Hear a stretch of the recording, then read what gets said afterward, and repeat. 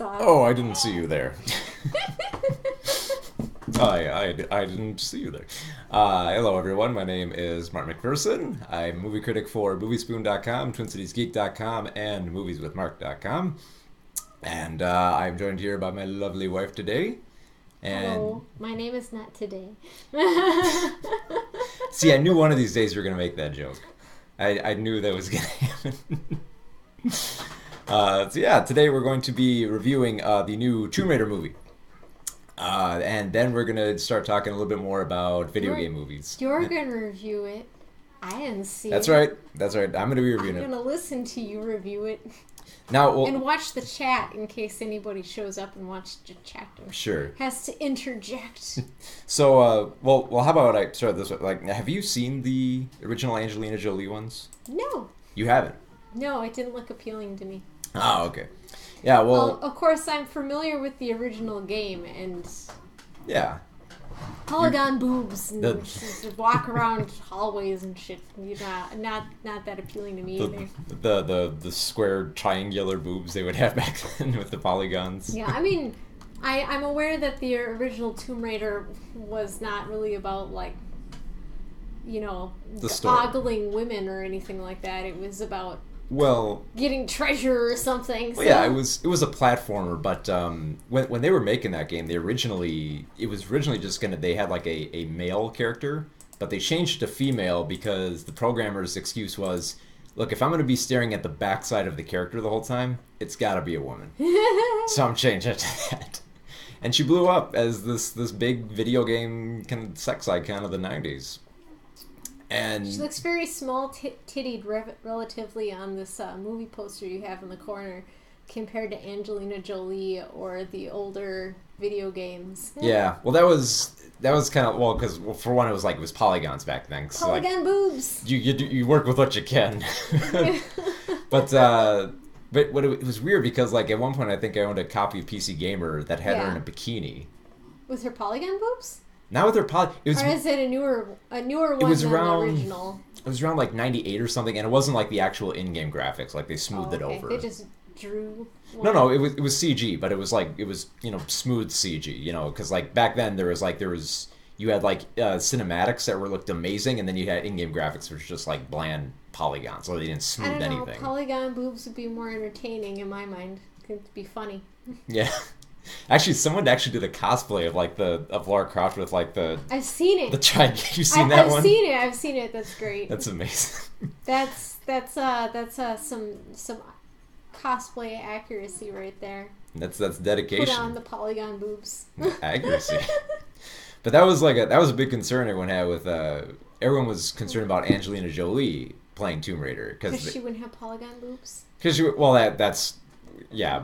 a ridiculous excuse. It's a video game. It's obviously fantasy. But a lot of people really didn't like the films because they thought they were dumb, like really dumb. Isn't the game kind of dumb though? Well, the game is kind of dumb too, but I think everyone got in their minds that, like Tomb Raider had some kind of lore to it. I don't know, like most people get with like video games and they go to the films, they're like, man, there's this deep lore, and they didn't adhere to it. I actually kind of, going back to watch Tomb Raider, I actually kind of like those films because they're dumb, but they're Like there was more than one? yeah. There was Lara Watch them. Croft Tomb Raider, and then they had the Cradle of Life, Okay. in which she just kind of ran around Hong Kong and Africa in the next one. Didn't Angelina Jolie play like a similar kind of action character, only it involved Sean Connery or something? And it looked creepy. I didn't see that one either, but Well, she was they all just washed together for me. well, she was blowing up at that time because, like, before in like the '90s, she was playing a slew of different roles and stuff like hackers and stuff like that as like the young girl, and then the 2000s she started playing more of the action hero. And the Tomb Raider films are actually pretty amazing because, like, a lot of those stunts in there are stunts that she wanted to do, and they're actually kind of cool when you think about it. There's stunts where she's in like bungee cords running around the walls, and I remember seeing that on the advertisement or the trailer or something. yeah. I think I saw Angelina Jolie as like a blonde and like a comedy before she went into all that stuff and before she was known for her like big lips or something like that. She was been in a slew of films before that, so Yeah. But Tomb Raider was big because it was actually the most successful video game film of the time. Yeah, well, gosh, 'Cause- all those, what is it, Yui Bowl movies? Yeah. Well, those didn't take off as well, but I think Tomb Raider worked just because it was dopey action treasure hunting, which a lot of treasure hunting films are. They're dumb at heart, and you go in, you watch them not because you care that much about the treasure, but because you want to see some cool action, some ridiculous gadgets in between there. Isn't that kind of why people watch, like, I don't know, Indiana Jones and stuff? Yeah, that's exactly it. Yeah. I mean, like you don't really care that much about the Ark of the Covenant. I mean, it's cool, but they don't spend as much time talking about it. You more have fun with like Indy's little exchanges and his whip and his drinking and. See, that's why Temple of Doom was so annoying for people, because they came for that, and what they got were annoying characters. Yeah. So you gotta dig the characters. And I mean, like, that was a cool thing in, like, Cradle of Life, because Angelina Jolie wanted to do a whole bunch of different stunts. Like, she wanted to get on the horses, she wanted to go on jet skis, she wanted to go underwater diving, she wanted to go skydiving. And so you had all these cool stuff in there. She wanted to be a daredevil. Yeah. It's pretty cool, though, you know? It is. I mean... Pretty badass. I mean, yeah, if you really think those movies are stupid, I implore you to give them a second look, because they're actually... Watch them. they're dopey enough the era. Like, you look at the soundtrack, and you just want to, like, face palm. It's like, oh man, I listened to that crap back then, yeah. But, yeah, there's a lot of crazy stuff in there. But now we got a new Tomb Raider. We had a new game that came out a few years ago, which tried to make Lara Croft seem more gritty and dirty. They've taken like cues from like Uncharted of trying to make. She certainly looks dirty on the poster. Yep, and it's pretty accurate to the games. I mean, that's. I just heard in the game she cried a lot or something. Oh well, yeah. They try to make her more vulnerable. They wanted to go less like Rambo and more kind of more like John McClane. Why can't you be a female Rambo though? Come on. Well, she kind of was in the Lara Croft. I mean, the Angelina Jolie version. Yeah. Well, actually, to be more accurate, she's kind of more like a female James Bond, because she had the cool gadgets. She had like a mansion. She went treasure hunting. I think I'm into the female James Bond kind of idea. Yeah. Maybe I should watch those Angelina Jolie movies. They're surprisingly good. They hold up rather well. I guess if they made a sequel, it had to be all right. Well, it's because it made over $100 million. So, yeah. Which is for a video game film, that was a huge deal at the time. So. But at the same time, they keep making those Resident Evil films. So. Yeah, but those still make money too. Those actually make even more than that. So if they make money, they'll come. First two of that weren't good. No, but they made money, because it was the 2000s, and if you made crazy action with leather and you got two pistols running through the air, that's all you need. That's all you need at the time, mostly. So. Yeah, I know. I saw Van Helsing and Underworld and all that stuff. So. Yep, every film had to be The Matrix back then. The thing is, I didn't actually like The Matrix. I thought it was really boring. But I watched it in junior high. I don't know. Yeah, it's definitely not everyone's cup of tea, especially if you figure out the premise pretty early and then start thinking harder about the premise. I think that's why, because I honestly did get the premise before it was brought up, and my friend's dad, who was showing me the movie, was really like surprised or something that I understood it. Yeah. I'm like, it's not that complicated. It doesn't make a whole lot of sense, but it's not that complicated. It's not that deep. But why are there so many? Deep. Why are there so many books on this? There are books on this? Oh yeah, other than like probably The Matrix and philosophy, because there was a few books I read. Oh, there's tons of philosophy books on this. There's a few books I read on philosophy when I was younger, where it's like, I don't remember which ones I read specifically, but they were all and philosophy, like. Yeah, pop culture thing and philosophy. Movie and philosophy. There's probably Harry Potter and philosophy. I keep wanting to say The Simpsons and philosophy, but I'm not positive that I actually read that book. Yeah, there was a bunch whole of them. series, Yeah, but so this Tomb Raider, this new one, is trying to get away from what the other ones were. They realized, like, no, those Angelina Jolie films, they're really stupid. We're gonna avoid all that. We're not gonna put her in like ridiculously sexual outfits. We're not gonna have her doing stunts that don't feel as believable, and we're not gonna make a whole bunch of goofy jokes. We're gonna make her a serious action star, like a kind of like a Rambo meets John McClane type deal. Oh well, maybe it'd be good. I don't actually like serious action movies though. Yeah. I'm more of a comedic. I like the cornball stuff. I like movies to escape. I don't want heavy stuff that's gonna like shit on my day. Yeah. Every once in a while, I do like thought-provoking things. Mm. But sometimes you just want to sit down with something where you don't have to take life seriously for a little bit. Yeah. You know. Well, it's an interesting angle because, like, when we were talking about how, like, they said, like, they made her more vulnerable where she would, like, cry and stuff. Yeah. They wanted to make this more like where, you know, where if you fell out of, you know, if you fell out of, like, you know, like a sheet of glass or something, you'd get some glass stuck in you. True. And so kind of like how McClane got injured in Yeah, Die which is Hard. why I mentioned John McClane, because she gets, like bruised and bloodied through most of it. So it's kind of like taking... I guess that's okay. Well, yeah, from a gritty standpoint, it's I mean, pretty as long cool. as they don't... You don't want to relate too much Yeah. to action heroes and stuff like that, because otherwise they're not interesting. My life is boring. Not you as... know, so Well, yeah, not as much, you want your action heroes to be strong, you know. Right. And but at the same time, you want them to work for that strength. Yeah, of course, yeah. So that works really well for Alicia Vikander, who you know, she's built to be an action star here. She's built to like That's take cool. punches and you know, as well as receive them and feel them too. She looks pretty badass on the poster. So. Yeah, she's amazing. You know, obviously, if you've seen her in stuff like Ex Machina, you've seen that, you know, she can kind of hold her own in terms of, you know, Oh, that was her in Ex Machina. Yep. The robot lady. Mm-hmm. Yeah, cool. She was in that. She won an Oscar for was it like the Danish Girl, I think. Oh, okay. So she played the painter in the Danish Girl or something. Yeah, I think she was. Yeah. Okay. So she's I more. didn't see the known Danish for that. Girl, but I'm familiar with the actual people it's about. So. Yeah, because she won the Oscar for that, even though I thought she should have won for Ex Machina. So. I wanted to elaborate on something I said. Okay. I don't want my action heroes to be super relatable, but like you said, you do want them to work for it. Mm-hmm. You want them to their skills to make sense for the character. Yeah. But you don't necessarily want them to be the everyman. Yeah. I don't know. It depends on what kind of... For action, it doesn't make sense for them to be completely the everyman or woman. Right. But then, for some things, it makes more sense for them to be... I don't know.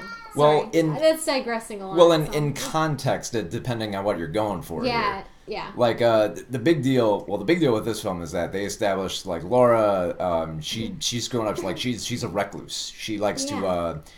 She likes to go to the gym, but she's low on money, so she does really odd kind of like sporting events and stuff like that to make money. Like UFC kind of stuff, or whatever it's called these days. Well, that would be cool if she actually did that, but she does this weird thing where she goes through a kind of like a underground bike race.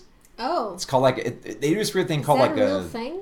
I don't know if it's real, but they do this thing called like the fox hunt, where they have one biker has like a foxtail on the back of their bike, and they're given like a head start, and whoever can catch it or grab like the tail off it wins a certain amount of money.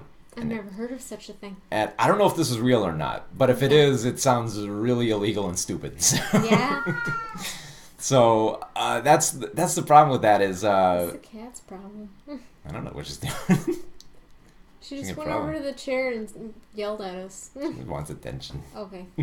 But here's the weird thing about those. Like her dad has been missing since she was a kid, and she doesn't know what's happened to her dad. And the thing is, her dad has kind of left her an inheritance of all this money, but she doesn't want it.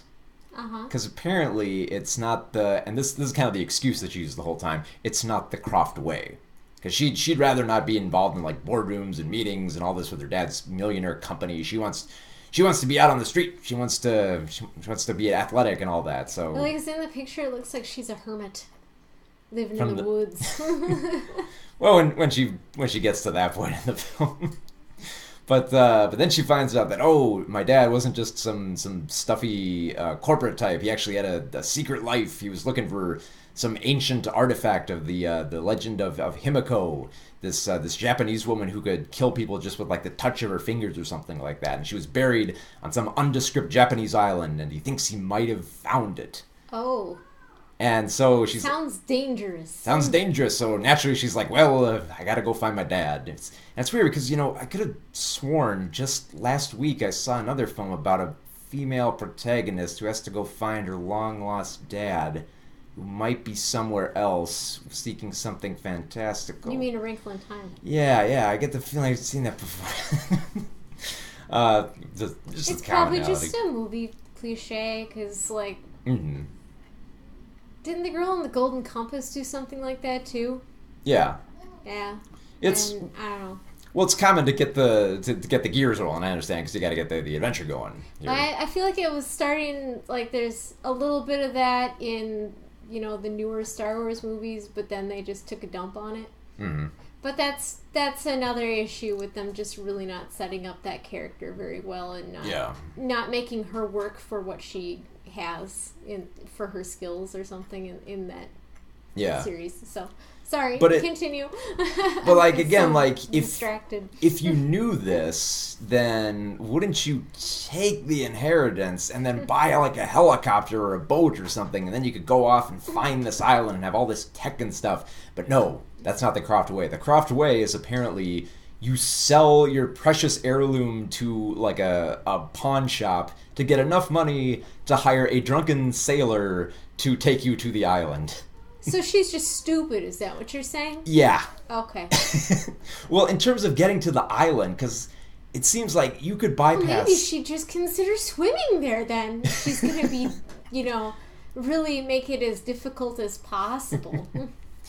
I understand they want to get that so they can have Daniel Wu come into the film as like kind of like the drunk sailor, because the drunk captain, but he's got like a stake in this too, because he also lost a dad who might have been looking for the same thing. So it's like, oh, we share commonalities. So why don't we go off and go on an adventure and we can find our dads. So that sounds so dumb. It's dumb, but I'm like, okay, fine. This is all set up. It's going on way too long. We're not giving much character, but fine. Let's get to the island, and then maybe we can have some fun with it. Mm-hmm. So we get to the island, and of course there's a villain there who's seeking, the fortune or the curse of Himiko for his own means. And he's played by Walton Goggins. And Goggins has been in like a couple things, like most people know him from like Justified. And he can do crazy pretty well here. And I thought, oh, well, here's a film where he's playing a crazy guy who's been on this island for years and years and years, searching for this material, this, Himiko, trying to figure out where she is. But the thing is, he kind of doesn't seem all there. He kind of seems like bored with this role, because he's supposed to be this guy who's been on this island for years, and he's losing his mind. He's gone crazy. And apparently he's left like 2 daughters behind, which is also driving him mad. But we don't get to see much of this. He just kind of like mentions it offhand, and you just kind of got to believe him.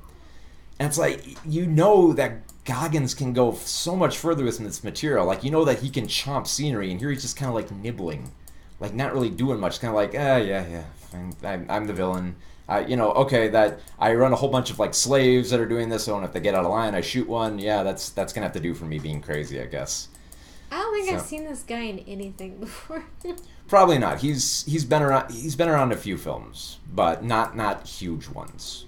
He's been in some stuff. He's creepy looking. He is creepy looking, so he could have made a cool villain to follow. Like, he could have been really nasty and sinister, but he's just so passive in the film. And it's like, if you're going to have a crazy guy on an island who has a secret organization that wants to like collect all these myths and treasures that they want to rule the world with, you'd think he'd be more maniacal.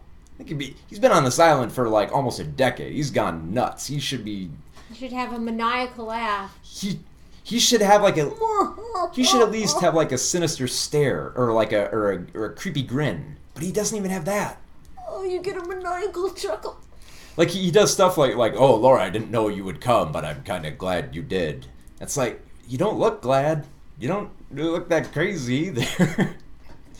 And it shouldn't come as a spoiler either that obviously, she ends up finding her dad on the island.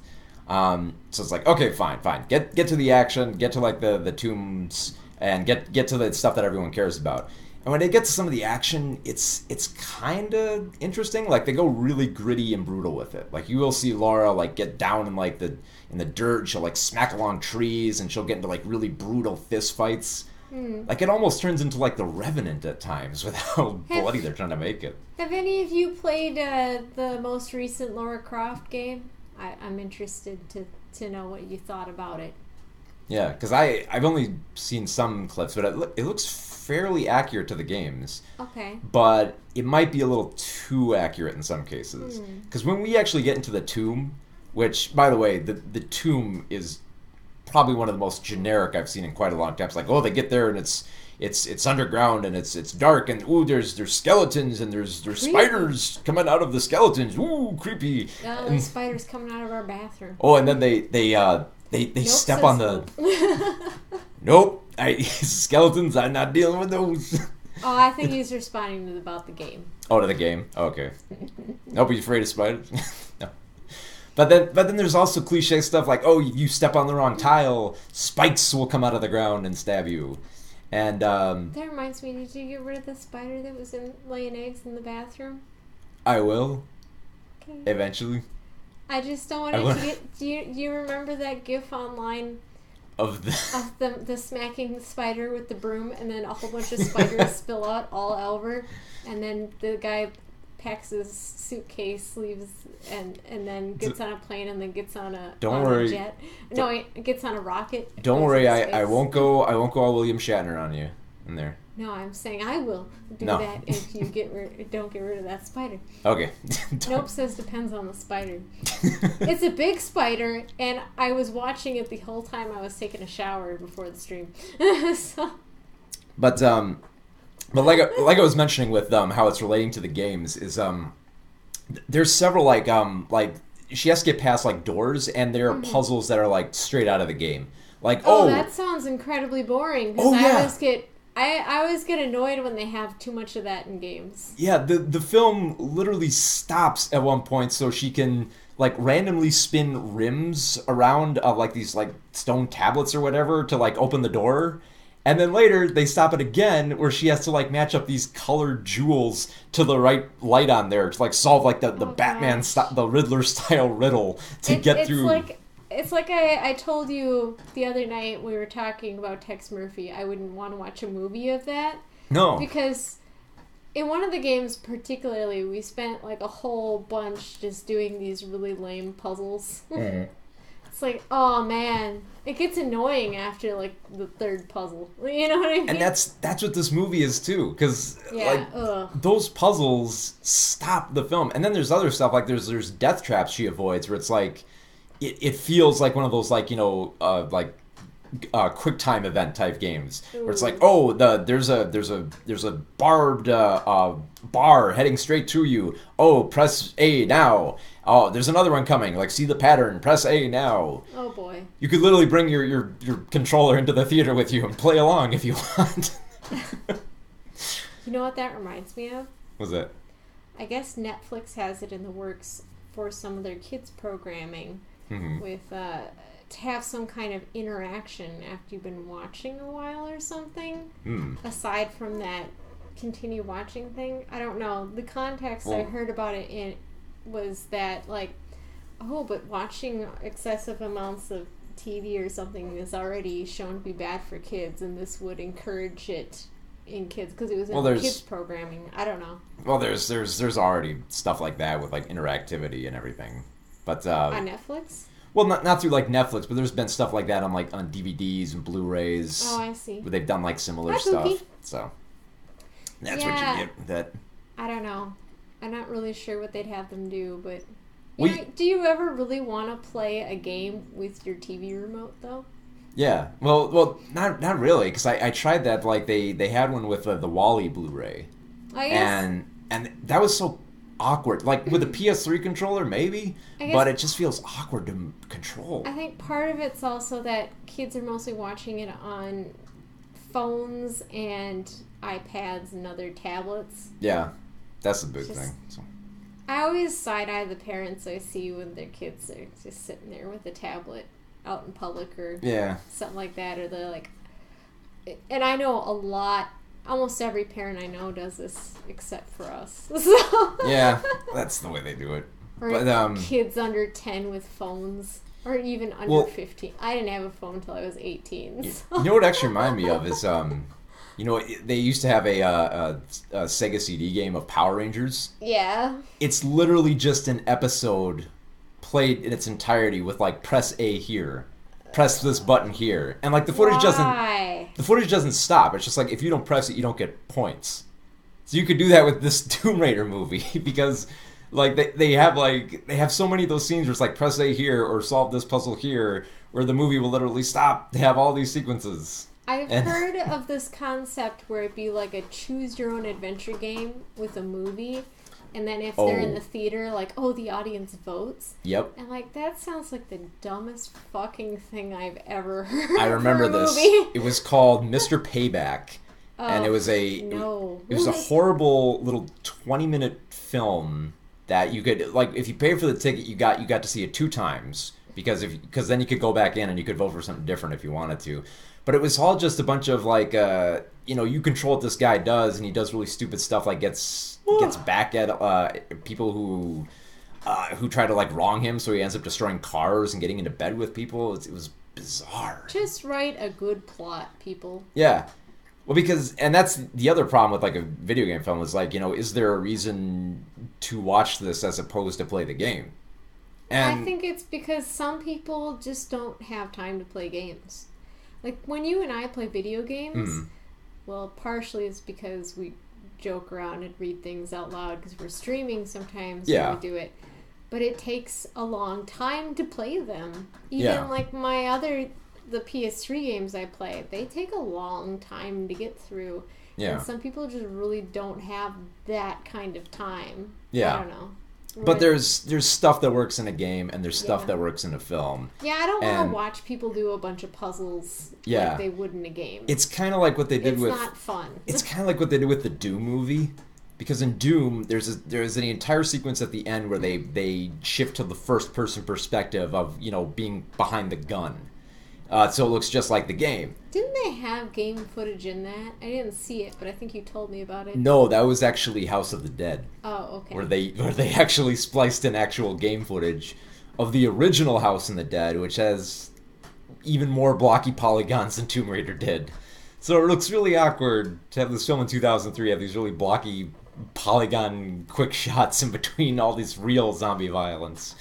So yeah, that's obviously a Uwe Boll film. So. Yeah, but he'll box you if you criticize him. Yeah, right? don't talk bad about it. Or was it wrestling? No, it's boxing. Oh, it's boxing. He'll punch you. Punch you? I will punch you if you don't like my film. Is he a big guy, little guy? Well, he knows how to box. Oh. They'll say that. Oops. He actually had to train the critics he brought on board for that little bout he had before he brought them on. Did he actually beat up some critics? Yes, he did. What nerds agreed to do this? Because it's why? Well, is it just too funny for them? It was too funny to pass up a director who literally wants to fight his critics. Why did you want to do that? And it'd be boxing, it'd be in a ring, so throwing tantrums more than Kevin Smith does. Even come on. But Tomb Raider, like it could have worked if I almost wish this film would have been like R-rated. Because then it could have gone even more with the brutality that it wants to. Because there's a lot of scenes where Laura's getting down and dirty and trying to kill people, where she's being knocked around, where, like, I mentioned that scene where, she gets, like, a glass shard in her, and she's, like, trying to pull it out. And it's not like one of those, like, Rambo things, like, I just pull it out, that's it. It's like, I pull it out. Oh, this really freaking hurts. Like, I don't know how I'm going to keep going after that. So I like that angle. I like seeing Alicia Vikander as a action hero. She gets a lot of neat stuff in here. She gets to do a lot of punching, a lot of kicking. She gets to run around with a bow and arrow. Despite how weird it is that they established early on, like when she was a kid, she used to do bow and arrow. Mm-hmm. But now she's somehow able to, after just like a few shots, she's able to like run and and sling it and kill a whole bunch of people. Katniss Everdeen on everybody, huh? Oh, totally. In fact, actually, that's the other thing. Welcome to the Hunger Games, biatches. Oh, that's actually the other thing I remember about the film is her dad. The one thing they share is like they had this little greeting they had where whenever they would like say goodbye, they would do this. That's from the Hunger Games. Yeah, are you kidding me? It's total ripoff in that regard. Why are they ripping off of all things the Hunger Games? Well, maybe they think like, oh, Hunger Games that played really, it had a female action star. Maybe we'll do that. It made me nauseous. Maybe we'll take from that. I wish it did take from more stuff though, because a lot of the stuff here it's just kind of bland. Like Vikander's character, like Lara Croft, they have to make her stupid just to get the plot going, just to get there when they really didn't have to. Was Angelina Jolie's Lara Croft stupid? No, she was. She didn't look stupid. She had like an intelligent look in her eyes. Yeah. But this lady doesn't look dumb by her picture either.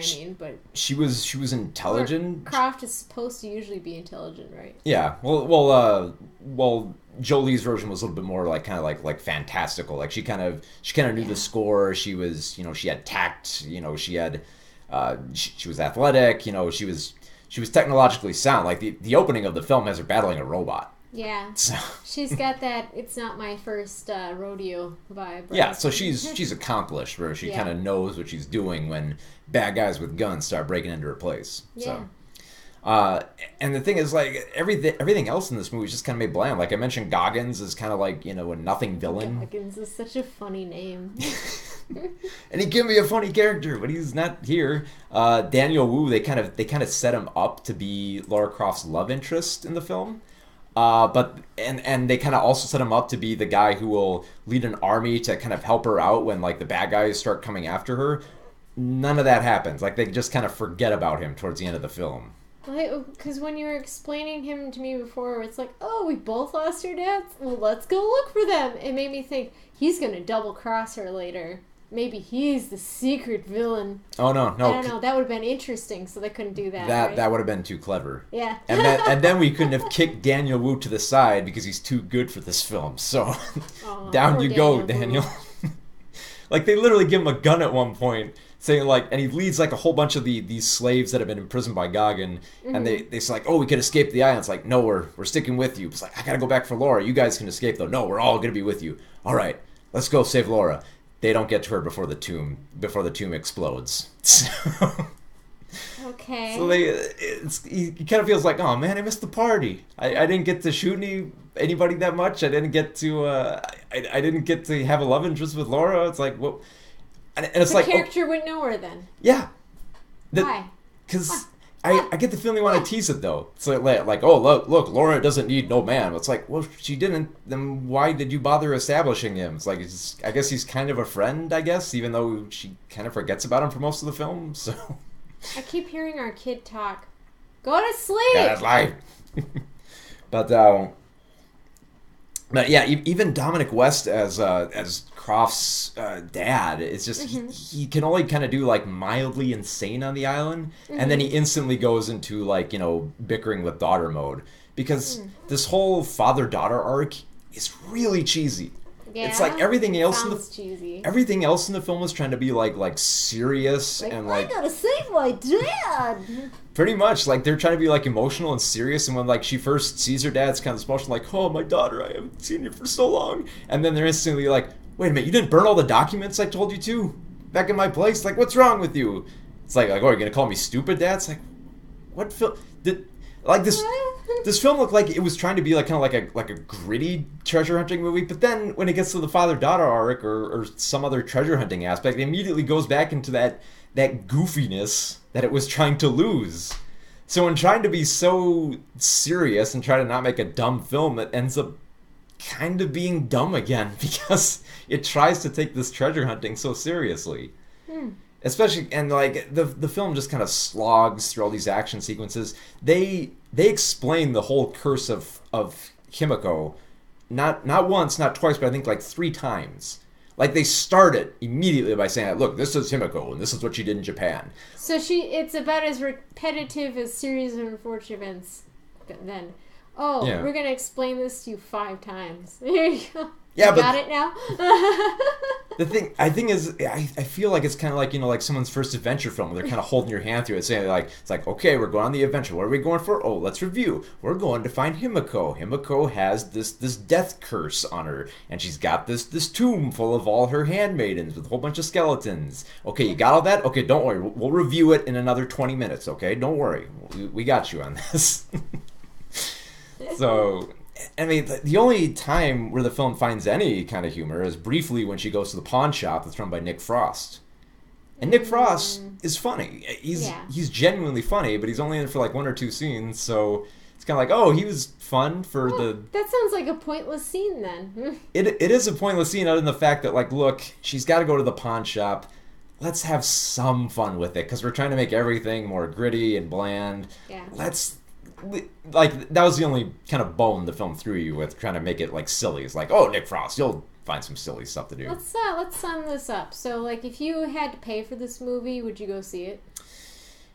Nah, not really. I mean, okay. If you're really desperate for an action film and you really want to see Vikander on screen, because she's great, but she needs a better film than this. Like, even if you've seen, like, a whole bunch of, like, treasure hunting films and stuff like that, this is really kind of just bland. I mean, like, if you really love the video games and you just kind of want to see that on the screen, I guess in terms of like the cinematography and everything, it's pretty decent.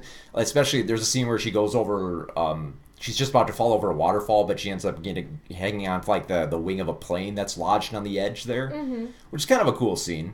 But every now and then the film would try to find some way to sabotage itself. Like that scene is cool in the trailer, but that's because the first shot you see of it is when she smacks into the wing and they pull back and reveal the huge plane dangling off the waterfall.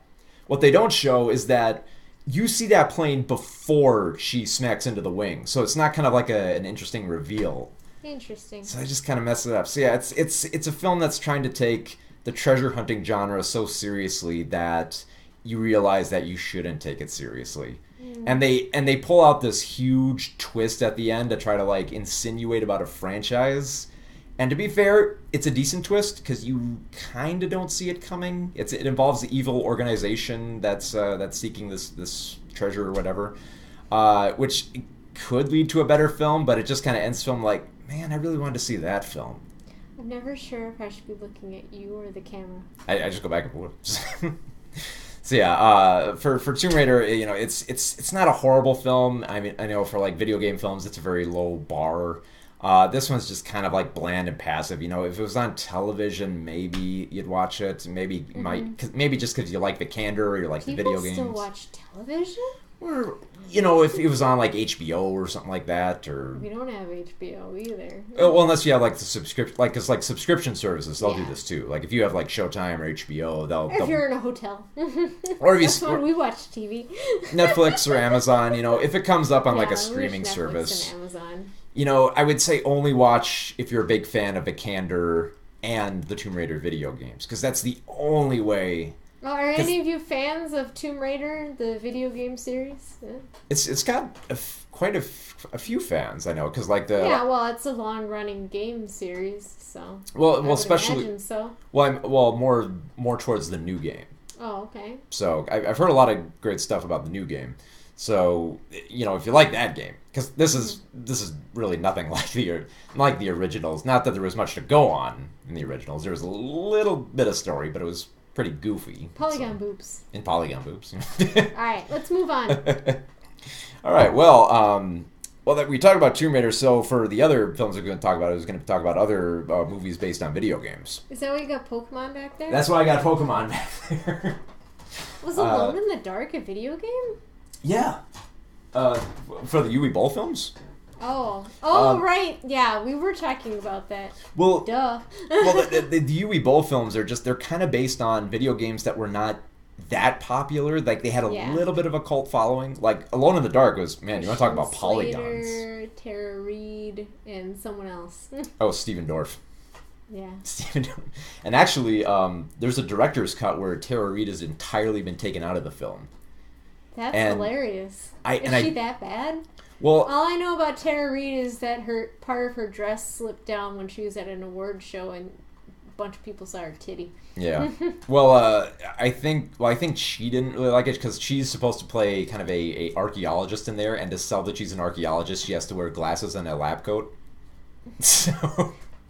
I thought she had that kind of dumb blonde image, though. Hence why she was standing there with her tit out for a while without noticing it. Well, the thing about that is, Bull actually wanted to have a sex scene with her in the film, and she wanted like Huey Bull was gonna come out and have a sex scene with her? Is that what you mean? I hope not. I think she was gonna get on with Christian Slater because they were together. That would make more sense. But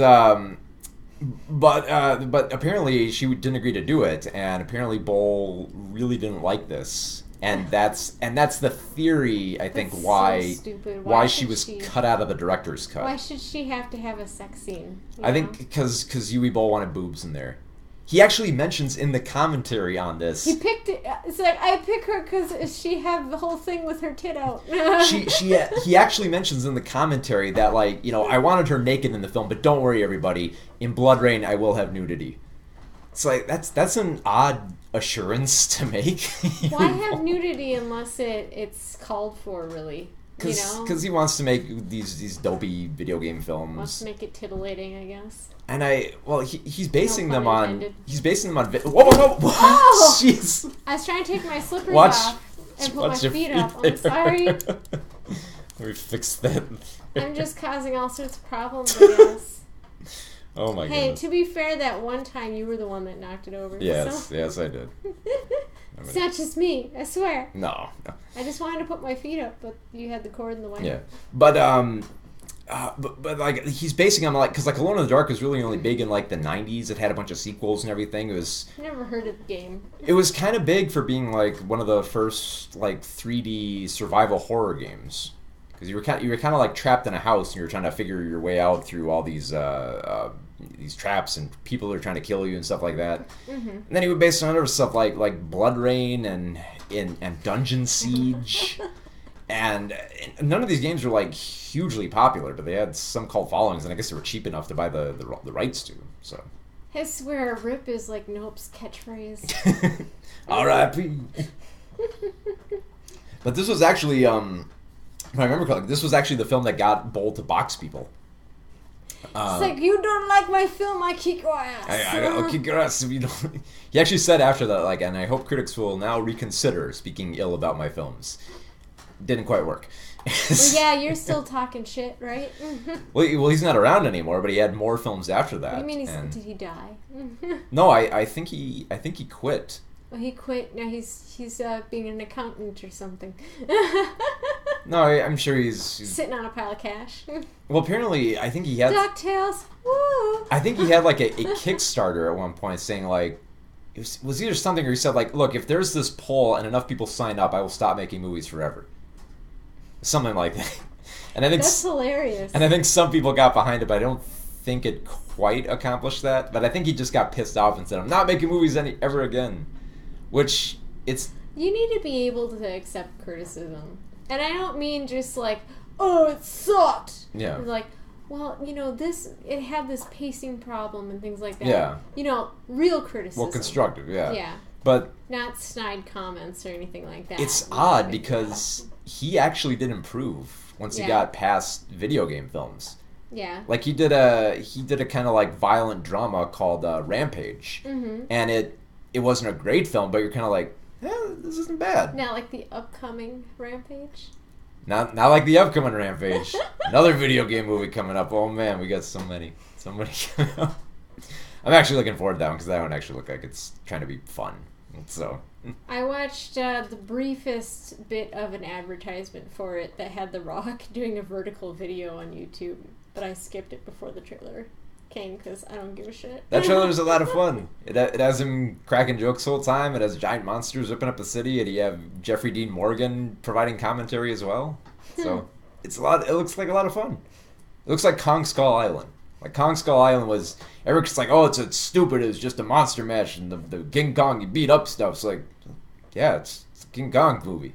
You go to see King Kong break stuff, Yeah, you know what you're going into before you go into a lot of movies that have any sort of franchise behind them. Mm-hmm. It's like Well- although, I did go into Pan's Labyrinth not knowing it was in Spanish and subtitled, but I still enjoyed it. Yeah. Now, my friend, on the other hand, might have had some trouble with it because she's dyslexic, but Yeah. I enjoyed it. Yeah. Oh, you take what you can get. But I doubt, because honestly, I saw Uwe Boll's first film of A House of the Dead. I'd never heard anything of it. I was working at a video store at the time, so I watched everything that came in, and I was like, what is this film? That's how you become the uber nerd. You work at the video store. That's right. There's only 3 video stores I know are left in our region. They're rare now. So we're a dying breed. So, we go on a day trip to a kind of a touristy town, and they have a video store there. Mark has to raid their VHS tapes. It's like a museum where you can go in and take out the stuff.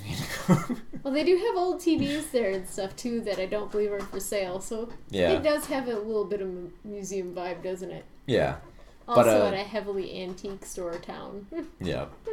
But I looked at the film and I was baffled by it because the House of the Dead was the one where they had the footage from the game in there. And I was like, wow, that's a really bad decision. And also, it was probably the last film that Really bad decision. among other things, I swear to God, this must have been the film that put the 360 turnaround shot that they did in The Matrix to bed, because they used this so many times in the film. Do you remember that one? There was a bad movie where they did it, and that guy who played Shaggy from the Scooby-Doo movies was in it, and they were in space, and it was the dumbest effing thing. Was that? Oh, Wing Commander. Yeah. Another video game movie. Yeah, stupid. That was actually probably the best part of the film, just because they did experiment with the special effects there. Because the other special effects were just ridiculous, of trying to make you believe there's gravity in space, and that's like everyone be quiet. We don't want them to hear our vessel in space. The best movie I've seen that actor, the best thing I've seen that actor in? Matthew Lillard. Yeah. Yeah. He's still a whiny bitch in it. It's just Twin Peaks. Lillard. I mean, it makes sense in the context of the show. Yeah. He's just cries the whole time. he's had some. Yeah, well, yeah, but that's kind of what Lillard was known for. I mean, you go back and look at him and Scream. He's like, you scared me, man. That's what he's known for. So he's seasoned at it. Okay, so he played Shaggy. You remember? Was it in one of the Looney Tunes movies or something? Looney Tunes Back in Action. And you see Scooby and the regular Shaggy cartoon ones talking to Matthew Lillard. And yep. I swear. You're making me look like an idiot. You made me look like an idiot, man. If you screw me over in the sequel, I'm coming after you. Oh, man. Oh, I was thinking about Space Jam today. I really want to watch Space Jam. Why wouldn't you? Let's just watch Space Jam. What's actually interesting about... Let's end this early. Let's go watch Space Jam. What's actually interesting about Wing Commander... We'll watch it on the laptop in is bed. that... I'm not joking. Who can't... Watch some Space Jam. Who can say no to Space Jam? Michael Jordan. But what I was going to say about Wing Commander was... It's interesting because that was actually helmed by the guy who created the games. Yeah. It was. I think it was directed and written by him. And I think even he was still disappointed with it. So even the guy who made the game, he wanted to make, in the games, he had the enemy was called, the Kilrathi, and they look like basically giant cats. But I'm guessing I think he said, I wasn't happy with that design. So he ended up making a new design, which made them look like hairless cats and turtle shells. And he was still we still didn't get it right. So we may never see the version of the Kilrathi that he really wanted. I'm not sure what kind of cat he was going for. They didn't have the technology, Mark. I guess not. What's actually the other interesting thing is that the video game actually had better actors than the movie, because the video games had Mark Hamill and Malcolm McDowell in the games. Now they're not great actors, but I'll take them over Freddie. Freddie Prinze Jr. and Matthew Lillard just going woo the whole time. They were both in Scooby-Doo too. They were both in Scooby-Doo. But they must have just been big actors in that time. Yeah. I don't really remember. They probably were. That's the only reason why Wing Commander was historic. That and because apparently it had a big box office boost, because this was back in the day when you couldn't, when viewing trailers online was like kind of a hassle. So you just went to the theater if you wanted to see the latest trailer, and sometimes people would just go to the film to see the trailer of the film they wanted to see. And they did that with Star Wars. I remember that with Star Wars. I do. I think we went to the theater. I remember going to the theater and being excited about the Dark Knight trailer. Oh, yeah. But I also remember being at the Dark Knight and thinking it was kind of funny that the idiots who brought their children to the Dark Knight premiere their kids couldn't make it through the trailers before the Dark Knight. And I'm like, that's what you fucking get for taking your kids to this goddamn movie. The first trailer was Watchmen. Which is another fantastic movie that I would not let my child watch until she was at least, 14. Yeah. One of those things that I understand now as a parent that annoyed me about my dad when I was a kid is that he wouldn't let me watch movies that were rated PG-13 until I was 13. Yeah. Even though my mom let me watch rated R movies when I was like 10. But Wing Commander, it had a little bit of a box office draw because of Star Wars, but it got dominated by... Yeah, that's right, and I love The Watchmen too. It got dominated by another film that year. So. Gotta catch 'em all, Pokemon. It was a huge success because, Oh, Mark, how much was it? How much was it on the?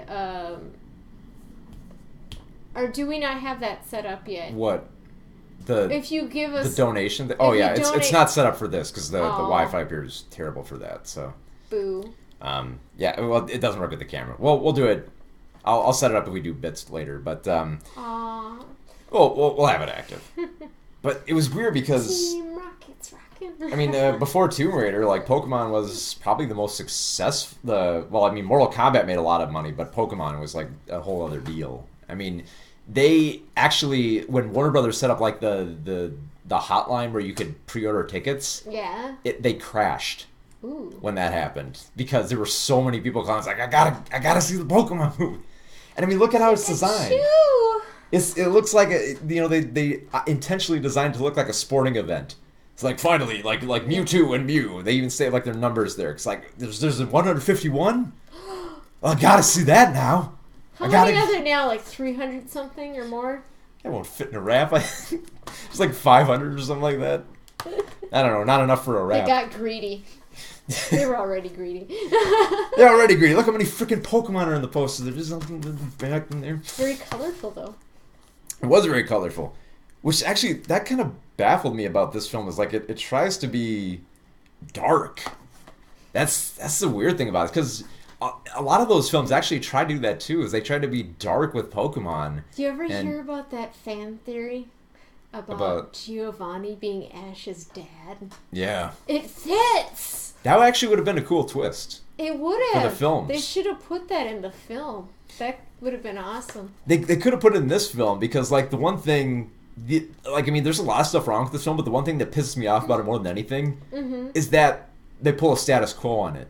Oh, it ends with Mewtwo wiping everyone's memory and sending them back to land so that everything they learned is gone. That's so stupid.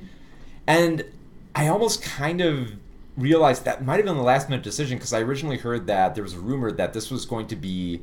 like, this film was going to end Pokemon. See, they were too greedy. They were too greedy. But it's set up to end it, because, like, the film kind of ends with the climax where the clone Pokemon are fighting the actual Pokemon, and Nurse Joy and the others are looking at it kind of, like, sorrowfully, and they're like, Pokemon shouldn't battle, not like this. I'm sorry, They're not like... little slave monsters you keep in balls and force each other to fight each other. But what's the difference between this fight and the dozens of other fights. I know, right? But I think, okay, well, maybe if they came to some realization that maybe we shouldn't do Pokemon battles. Maybe we'll dissolve the league, and maybe everything will go back to normal. We'll release Pokemon in the wild, and it'll be Hey, literally the end of that would it. be a good ending. Would get all the outraged parents off people's backs too. Probably. Yeah, They're like, no, this is wrong. But that's the 'Cause it is kind of. That's the only reason they inserted that in there, was so that there was a moral to all this, and it didn't look like it was just being shameful. Yeah. Except it has all the tact of, like, a PSA at the end of G.I. Joe. That's I just keep thinking about how Professor Oak is probably banging Ash's mom. Professor Oak, what are you doing at my house with my mom? Well, you know, Ash, the apple doesn't fall far from the tree. The What? oak tree. I mean, in the show, like, he'd just suddenly be at Ash's mom's house, and Ash would be like, wait, what are you doing at my house? See, King Triton, I know that's supposed to be the sorrowful moment there where, like, they think Ash is dead, and then everyone cries, except Pokemon tears cure him. Oh, so he's got like Rapunzel tears. Yeah, but like, all of the Pokemon tears apparently have curative properties. It's like, that's why they shouldn't have wiped the minds then, because then they could have used Pokemon for medical purposes. Maybe. I don't know. This film just dumb. It keeps digging itself into a deeper hole the whole time that it has to mind wipe by the end, because it gets so. I couldn't watch Pokemon after that original series. After, what is it, Johto? The Johto League. Yeah. Yeah. Because it gets crazy between then and I've watched, like, the other, like, at least the 5 films that went to theaters with this, and well, that's just the 5 that went to theaters. By the end, Gosh, I'm so tired. by the 5th film, it went to, like, Miramax, and, like, Miramax was, like, limited releases, so it was only in, like, 500 theaters, I think. No one saw it, and it Blame ended it on Harvey Weinstein. Yeah. Stein's something. Blame it on Harvey Weinstein. That fat guy. Well, so they wouldn't do any. There's like 20 Pokemon His films problem now. isn't that he's fat; it's that he's a pervert. There you Yeah. go. I don't. Just to clarify. I don't know No what he hate did to the towards Pokemon overweight stuff. people. I don't know what he did to the Pokemon people, but they apparently did a lot of changes to it. And a lot of these changes, they kind of make sense there. Like, they include, like, the Pokemon short in there. They have to, because the Pokemon shorts that they put behind these films, they're cute. They're short, they're sweet, and they're just kind of little innocent tales. And you gotta catch them all. Yeah, they're just like the show. And then we get to these films, and they're all these, like, dark, world-ending plots about a Pokemon that's gonna destroy the world, or we have to catch it, or... Bye, like, nope. Oh, wait, no, bye. But, what was that? Oh, yeah. So, yeah... Sorry. Sorry, I got I'm derailed terrible. there. But yeah, like, because, like, the second film, they have to find some mystical Pokemon birds, or the world's gonna explode. And the other film, they gotta stop some interdimensional Pokemon, or the world's gonna explode. And then the other film, they gotta stop some giant robot from blowing up the world, thanks to some Pokemon. Why does everyone want to blow up Earth? Why do they all want to... And they're all, like, somber, like, some of them spooky. deal with death. I think the 5th film actually dealt with, like, Pokemon zombies. You know what I'd rather see? What? The one where Ash finds out that Giovanni's his dad. Seriously, why? They might have done it. I don't know. I haven't kept up with these 20 or so Pokemon films. They might have done it somewhere between there. I should probably catch up on that Pikachu one where Pikachu speaks, because I know that's caused a lot of I haven't craziness. watched anything Pokemon. No, actually, I did watch it a couple of years ago. We were showing our child it from the beginning. Yeah. And she liked it, but we haven't watched it in a while. Maybe it didn't hold up for us. I can't remember. Yeah, it's kind of fun on its, like... I just like to watch Team Rocket. It's fun on its tertiary levels. Like Team Rocket's the best. Mm-hmm. Even in the films, they're the best, because they get all, like, the cornball and ridiculous lines. Which is the stuff I like of Yeah. most things. So. There's that great line in the first one where they dress up as Vikings to bring them to the island. Yeah. It's like, I didn't know Vikings still existed. It's like, oh, they mostly live in Minnesota. Which, I'm not sure how that... I think it played well with most people, but we were in the crowd in Minnesota, and, like, the parents got a good laugh out of that. It's probably one of those dub not sub moments. Yeah, obviously. Although it would be pretty funny if the original Japanese did mention the Minnesota Vikings. And they'd be sitting there like, what's Minnesota? No, they'd be like, why are they referencing a U.S. football team? We're in a flyover state, so... Well, there's clearly a lot of funny lines they wrote in there. Like, I think in the third film, they mentioned there's a bunch of Pokemon that look like a bunch of, like, letters. Uh-huh. And I think James has a line where he says, like, I haven't seen this many creepy letters since I posted that personal ad. They're lame jokes, but someone has to make them. Somebody has to have fun with these films, because they're so sorrowful. They're so dark and somber. It's like, these are cute Pokemon. They're all kinds of crazy colors and everything like that.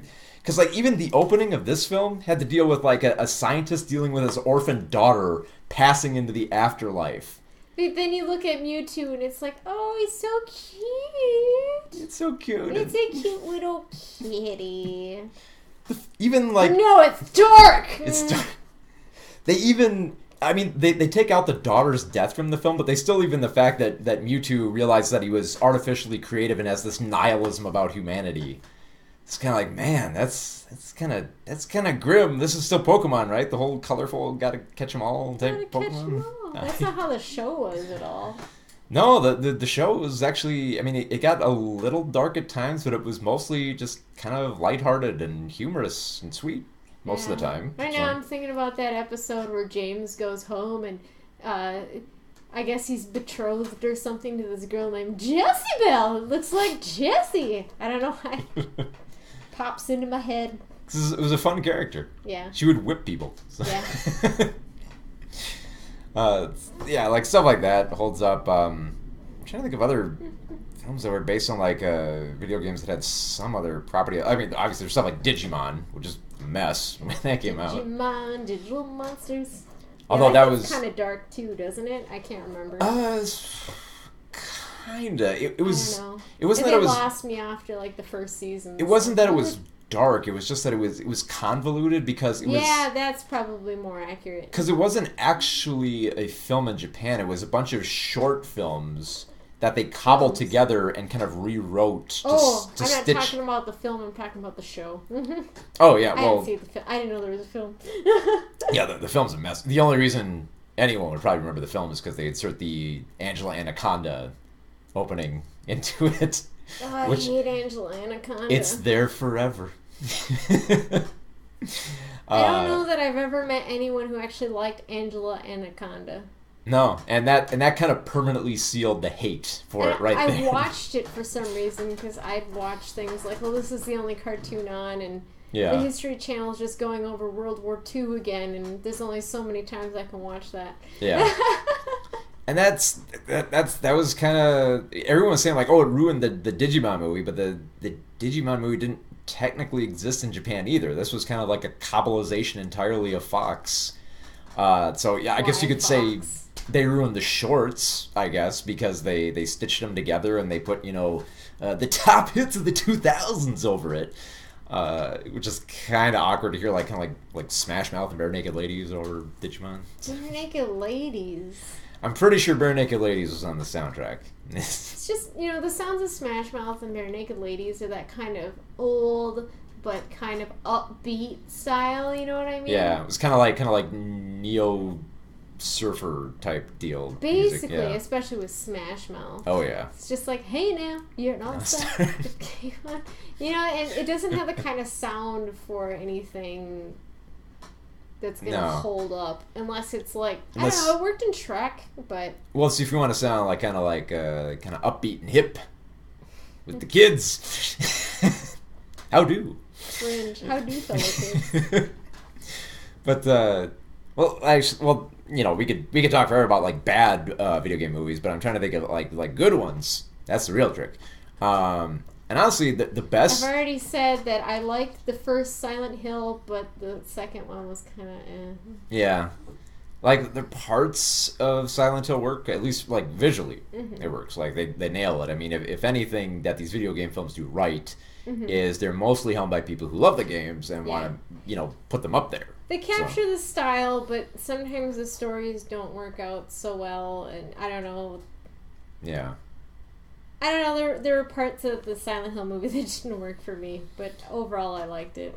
Yeah, I mean, like, you could tell the director wanted to make it work, and like most of what makes the Silent Hill movie not work is just executive involvement. Yeah. Because like we've been over this part, but like the whole Other. Sean Bean Yeah. scene was Sean Bean's arc was entirely just added in, and you can tell because it's so boring Mm-hmm. that it has nothing to do with the rest of the story.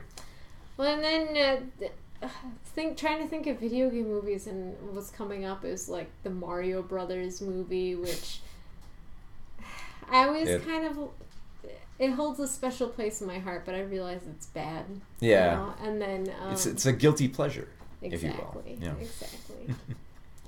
Trying to think of other ones that just didn't have tie-in games. Well, I know one that's kind of I like as kind of like for how goofy it is. Mm-hmm. Is Mortal Kombat. Yeah, Mortal- I did like that one. Mortal Kombat's a hoot, Yeah. man. That just because everyone kind of realizes what kind of film they're in, and they're like, and they play it very tongue in cheek. Like they're trying to be goofy, but they're also trying to be earnest with the action. Because there's a lot of action scenes in there where they're actually really cool. They actually trained for them. They did some neat stuff in there, but they still realize that it's pretty goofy that there's a 4-arm puppet that we got to fight at one point.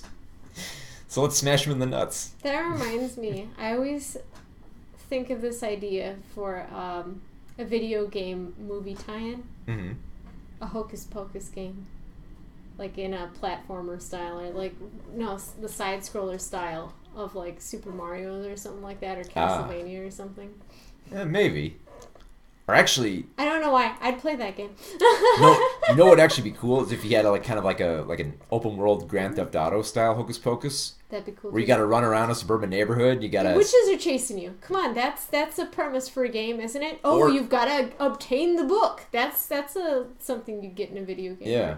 I was thinking more from Kill the the witches. I was thinking more from the witch perspective though. You got to find kids. You got to Kill the kids. you got to kill Suck the out their kids. But Little you know dark. they're gonna fail.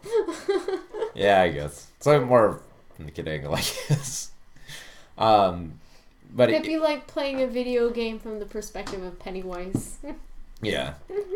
Well, the other reason I like Mortal Kombat 2 is because like it had a very very positive production too. Mm-hmm. Like they hired Christopher Lambert to play Raiden, and they originally thought because their first pick was going to be what's his name Sean Connery, but No.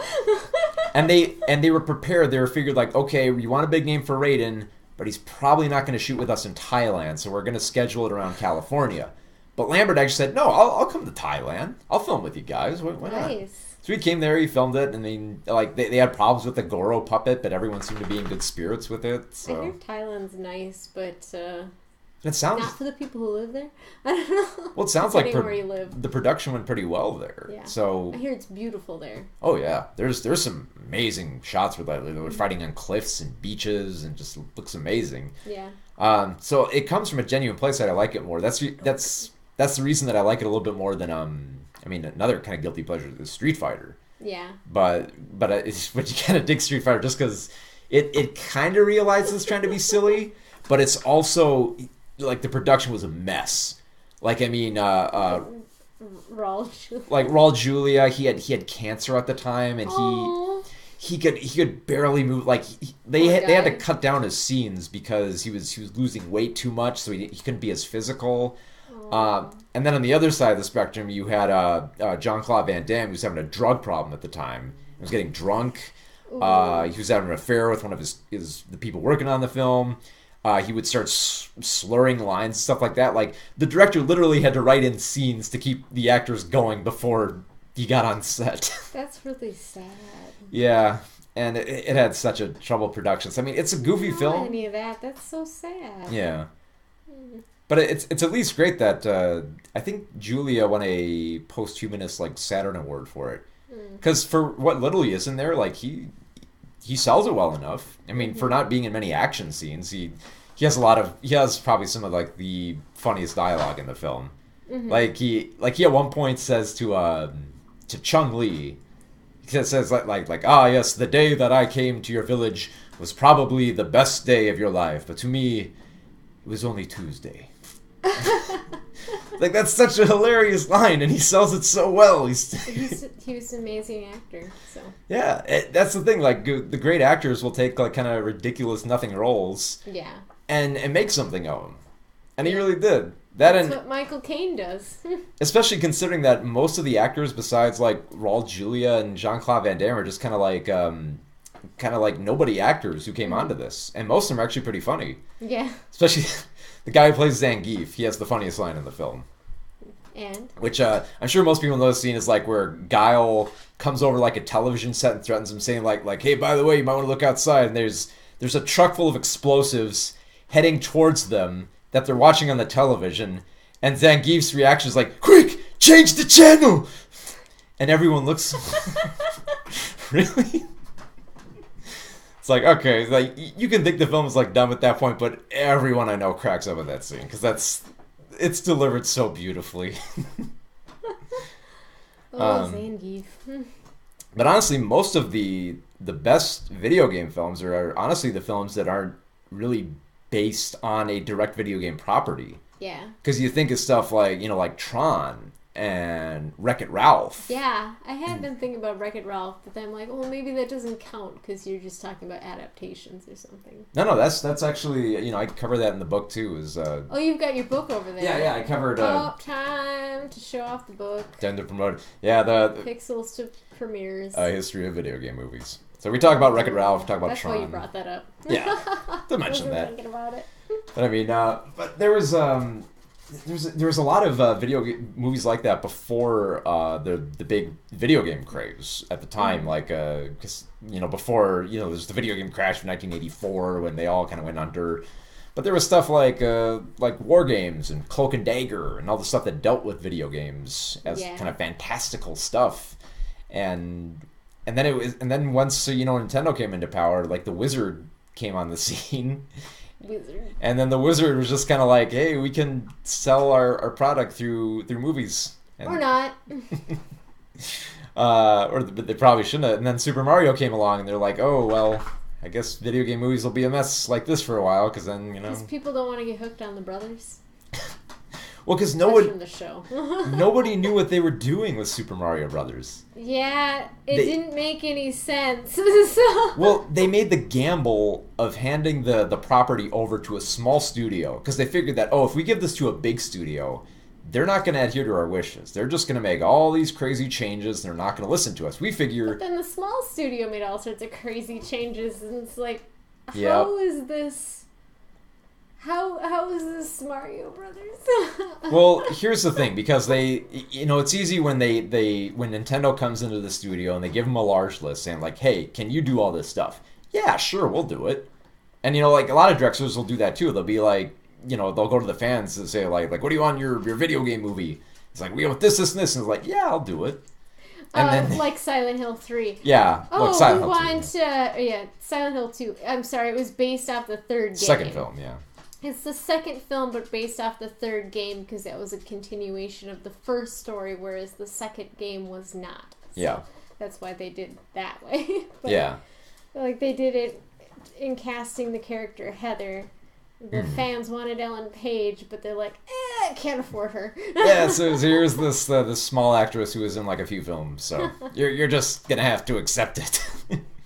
But But yeah, like they made that promise, and then they had all these changes that they made with the script.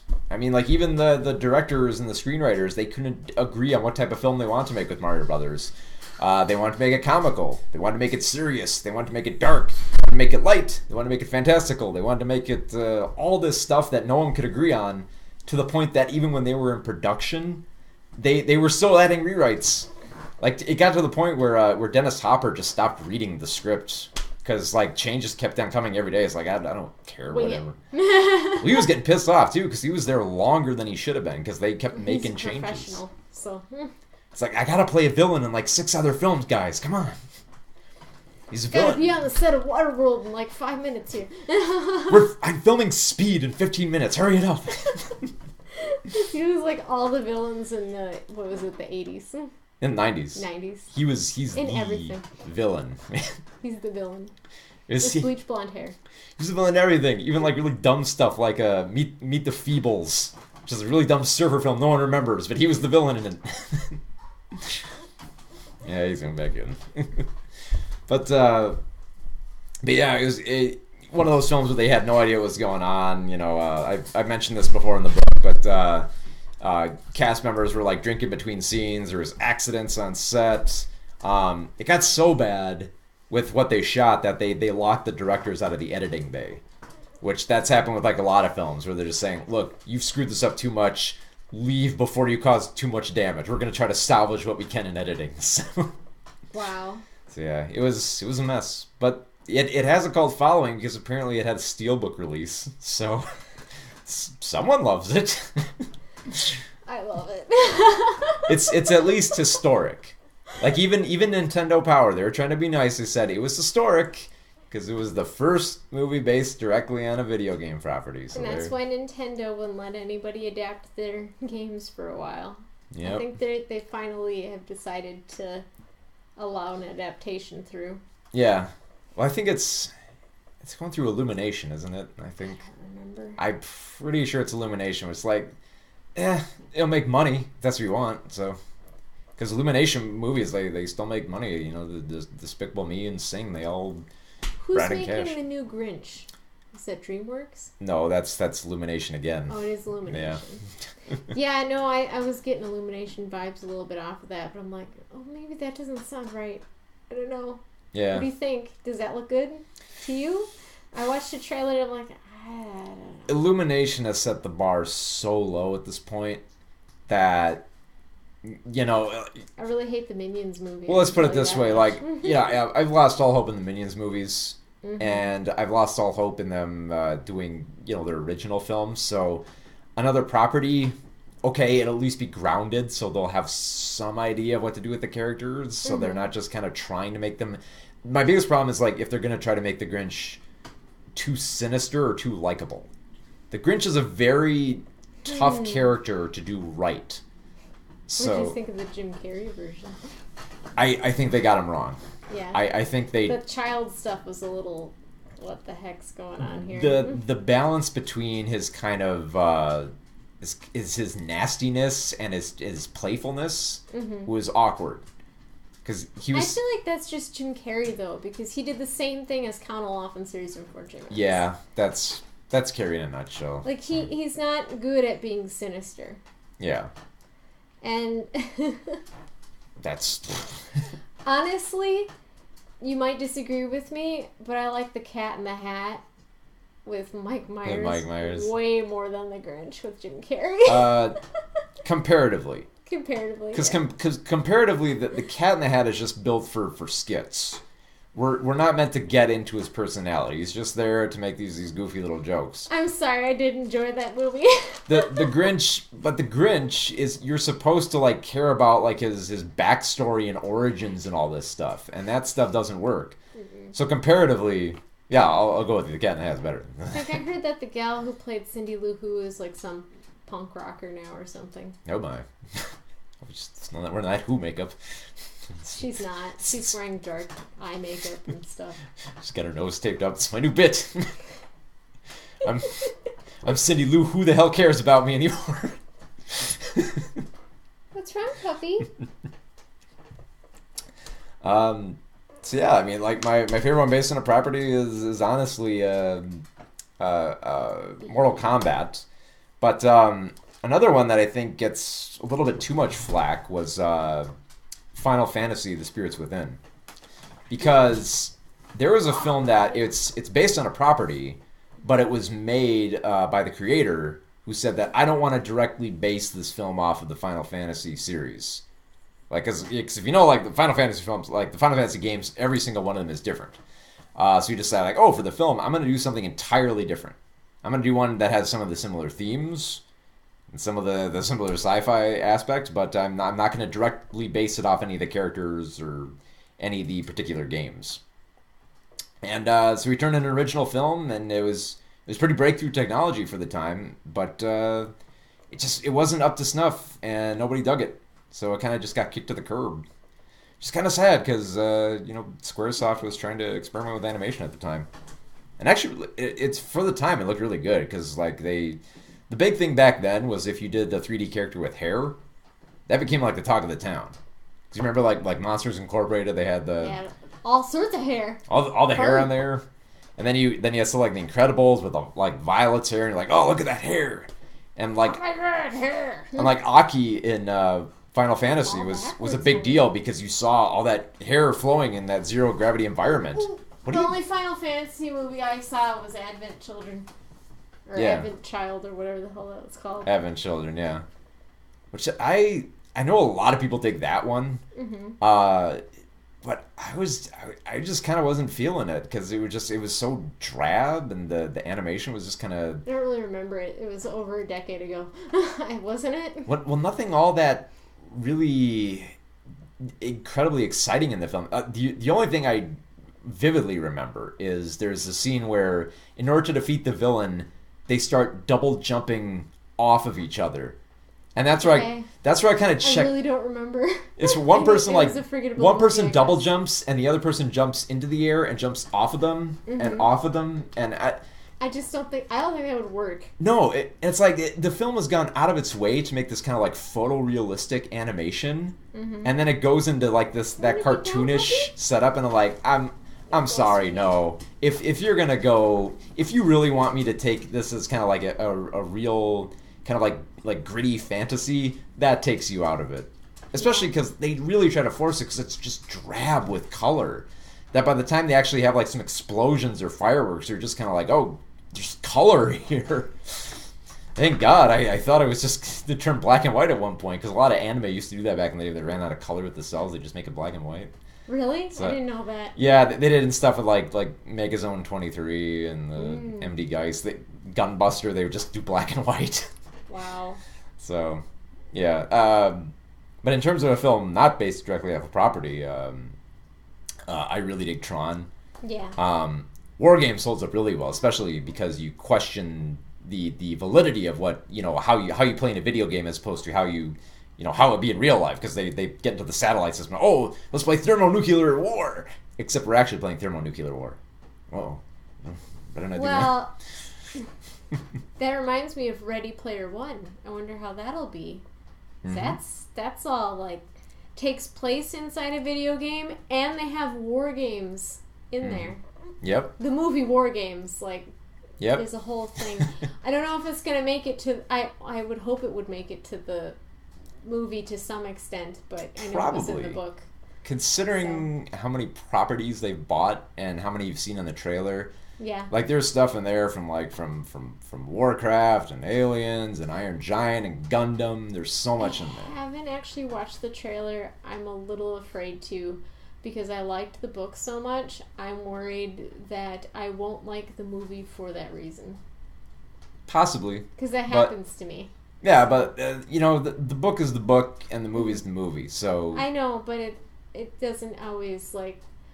When we saw the play Matilda. Yeah. And I was just bored the whole time. Yeah. That happens to me during adaptations sometimes. Mm. Well, when we saw Murder on the Orient Express. Yeah. It was like, or was that just a boring movie? It wasn't just me. What do you think? It was pretty split, but I found it. Yeah, I found it pretty boring. Yeah. How they set up Perot through all that. So. Okay. But this is I've Spielberg. been reading the book too, and it's. The book and that movie are not alike. So. But this is a Steven Spielberg film, and Spielberg's good, so it should be good. He does good. He doesn't make it boring. So. I mean, I like the book Ender's Game, and I never actually watched that movie. And I think you have it, don't you? Or I think did, and you got rid of it, or I think I still have it. You do, but have it's not a bad film. It's mostly just a straight adaptation. More or less. Yeah. So. I think when you told me about the movie, you were really lukewarm about it, though. I was lukewarm just because I was kind of like, yeah, this is exactly like the book. I mean, it's how you would make the film. I mean, it's gorgeous to look at in some parts, but but I almost kind of wish that they veered even more off from the book. Because like they take out the obvious parts, they take out most of like the Earth politics because that doesn't really sync up with the story that they're building. But you kind of feel like, you know, because when you get to the end of the book, you're kind of expecting like, oh, I got to go on the next book. Yeah. And you kind of wish that the film would have divvied it up so it could have like wedged in the other book into that.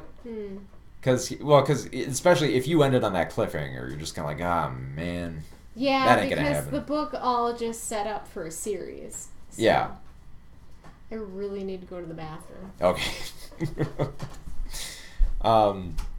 But I dig Tron, like those older ones. Especially the other thing I forgot to mention, there's the other thing in the book, is video game documentaries. And there's surprisingly a lot of them.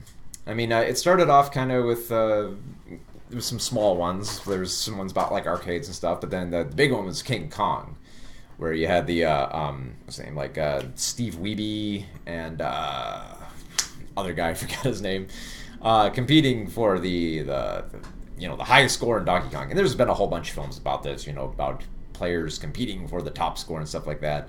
But also the history behind video games too, and a lot of those. Most of the documentaries I've seen have been very good, so those are at least enjoyable on an informative standpoint. But like not all of them work, obviously. Like probably the worst one I think is there's one called Video Games the Movie, which is it was supposed to be a whole bunch of like the history of video games from the entire industry, but it has so much ground to cover in about 90 minutes. And it ultimately doesn't cover much. It just kind of covers like bits and glimpses of it. And then you have these interviews where all these celebrities are saying like, "Oh, I love video games. I love it so much." And it's just, it feels more like a commercial than a documentary. Because even stuff like there's one on the ET cartridge rumor about how there are a whole bunch of like ET cartridges buried in the desert, and we got to uncover them. The actual digging wasn't interesting from that documentary, but the whole history behind Atari was pretty cool to listen to, even though I think there's probably some other Atari documentaries out there. So documentaries are a fair bet that you'll get a good film out of those, because especially it's hard to screw them up. Like, you know, the bottom of the barrel for that is Video Games the Movie. So, you know, just don't make it so self-congratulatory and you'll be good. Let's mention video game documentaries. Yeah, I heard you talking about those buried Atari something or another in a desert. The buried ET cartridges that caused the crash of 1984. Because it made it too quick, and Atari was already oversaturated, so it was coming. So yeah, that's the way it goes. So yeah, Tomb Raider. For those who are tuning in last minute, it's a. It's a treasure hunting film that takes itself too seriously and really shouldn't have, even though Alicia Vikander is great. She needs a better film where she can kick ass. She's great kicking ass. So, that's all we got. You can read the written review at movieswithmark.com. I also have my book on, if you are interested in more video game movies, I have my book here, Pixels Premiere, A History of Video Game Movies, which covers all the way up to the last Resident Evil film from last year. And you can also read my reviews on moviespoon.com and twincitiesgeek.com. And we will see you next week for a review of Pacific Rim Uprising. Yeah. Anything you want to add? You can find me on Instagram at VisionGoo. I don't know. I didn't know we were over already. Yeah, we've gotten far enough. We covered Tomb Raider. We covered video game movies. Oh, so. Do any of our viewers have anything to say? Do you have any video game movies you would like to mention? I mean, I tried to cover as many of them as I could in the book that I could write about. I mean, there's a whole bunch that I didn't write as much about in the back. Like I have like a huge glossary in the back of like extra ones that there just wasn't enough material to talk about. Like the most I could say about there's a film called Arcade, which starred I think it was Arcade. There was some like a video game film that starred the kid from Terminator. Oh. And it wasn't very good. And the most I could find on that was that the actor apparently kept sleeping on set. that the director would be like abusive with him. Oh. I love that reaction. It's like, oh, he fell asleep. Oh, I got hit. It's like the kid, like, with the Dennis the Menace kid, where he got, like, abused by his relatives a lot or something. Yeah. But everyone's like, oh, it's Dennis the Menace. And then he can shake being Dennis the Menace. Yeah. Don't abuse your poor child actors. They probably don't even want to be there. Yeah. Poor Edward Furlong. Come on. Give him a break. That's about all I get. Holy, we got 9 viewers? Yeah, we're still on, you know. Oh, well, I guess we get, well, that's why I wanted to see if the viewers had anything they wanted to interject with, or any movies they wanted to bring up, or what's on your mind. Yeah, if anyone has any video game films. You still there? Pookie, you got something to say? Yeah. Trying to think of, like, well, I guess we could miss any that you were waiting to hear about. Well, I guess we could talk about the upcoming Wreck-It Ralph film. Oh yeah, the sequel. Ralph Breaks the Internet. That I thought it sounded stupid in concept, but I liked it in the trailer when he's like pushing the food towards the bunny or the kitten or whatever gets the kitty gets the milkshake. The bunny gets the pancakes. They're just stuffing them full of pancakes, and the bunny like explodes or something. That was a brilliant clip really to put cute. in there. I really liked that. That gives me faith in it, because I think that's because in terms of like Wreck-It Ralph, I like that film. Yeah. I liked the idea behind it. I like the world they set up. I like the characters they throw into it. Not crazy about sequels, but you know. Well, it did have some room to improve, because Yeah. my biggest qualm with the film was that once we got stuck in candy in the little Candyland game, Yeah. it's candy puns. Just candy pun after candy pun after candy pun. Just like, stop! I liked the King Candy guy. King Candy was fun. I dug his character. Yeah. It's just like, I think, okay, you've exhausted all the candy eggs you can have here. Please move on to something else now. And thankfully it does. Thankfully it does by the end. So as long as they don't get stuck on one thing, because my biggest fear is that it's going to turn into the Emoji Movie. Is that they're just going to dance. I could see that. And it very well could. That's part of the reason I don't want to see it, honestly. It could just be shameful. It could dance around apps. Like, now, I'm fairly positive it won't be, because Rich Moore and the other guys working on this, they try to do fairly intelligent comedy. I mean, he's worked on stuff like The Simpsons, so he's seasoned enough to know what will work in a film and what won't work. Yeah. He obviously knows what's funny. I'm just really cautious because, I don't know, I feel like movies have been really letting me down. So.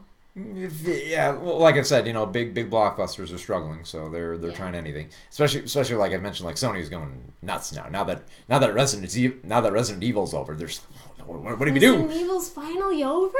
Well. Finally? Don't jinx it, because the last one was called The Last Chapter. Knock on wood. And we all know how the last chapter means that's the last film. Yeah, no, that's hopefully it's the last one, because I don't want it to come back. I'm just trying to think, like, because like with Tomb Raider, it really didn't really need to come back. I thought the films were fine for that. That it's like, how much can you improve? But they might not necessarily want to improve. They might have just wanted to make more money. To make more money, or to rework.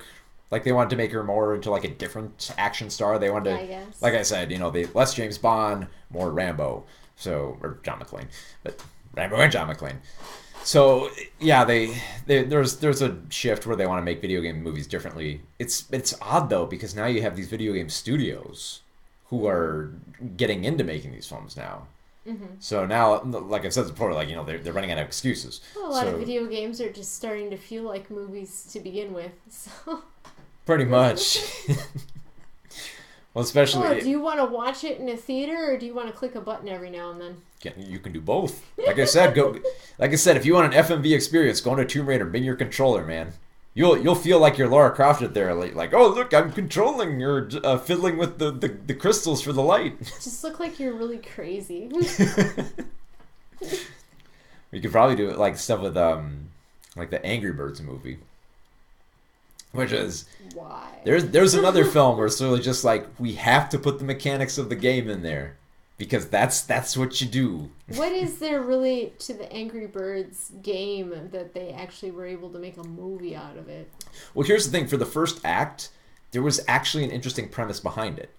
Because it starts off on Bird Island, where every bird is happy, except there's a few birds that don't like being happy. They're kind of pissed off with the society. And they're the Angry Birds? Yeah, they're kind of like, I really don't like anyone. I don't want to talk to anyone. I don't like my life. And so they push these birds into this anger management program with these other birds who are trying to come to terms with the fact that, like, I don't really like this, our society. I'm not really digging it. And he's trying to connect with these other birds. It's like, okay, well, there's actually kind of an interesting angle here. And then the second act comes with the green pigs. And then when the green pigs come, it turns into minions. Oh boy. And they make all these pig puns the whole time. And it's the Angry Birds that have to save the day. Saruruchu wanted to talk about Doom, but they also mentioned that the thing with Angry Birds is there's no story in the game. They're free to make up any story they want and still fail. Well, and they do. In that first act, there's a good movie in there about, But then they just lose it.